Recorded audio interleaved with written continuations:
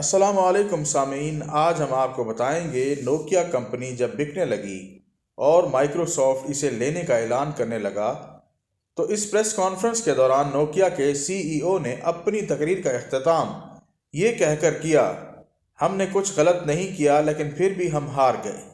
اس کے ساتھ ہی پوری مینجمنٹ ٹیم بشمول وہ خود سب رو پڑے۔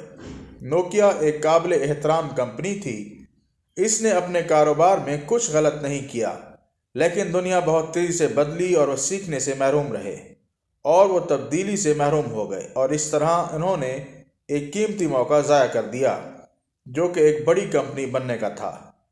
انہوں نے نہ صرف بڑی رقم کمانے کا ایک موقع گنوایا بلکہ انہوں نے زندہ رہنے کا موقع بھی گنوا دیا۔ اس کہانی کا پیغام: اگر آپ تبدیل نہیں ہوتے ہیں تو آپ مقابل لوگوں سے ہار جائیں گے اور ماضی کی داستان بن جائیں گے۔ اگر آپ نئی چیزیں نہیں سیکھنا چاہتے اور آپ کے خیالات اور ذہنیت وقت کے ساتھ نہیں بدل رہی تو آپ وقت کے ساتھ ختم ہو جائیں گے۔ مزید دلچسپ معلومات جاننے کے لیے ہمارے چینل اردو انفارمیشن کو سبسکرائب کریں۔ شکریہ۔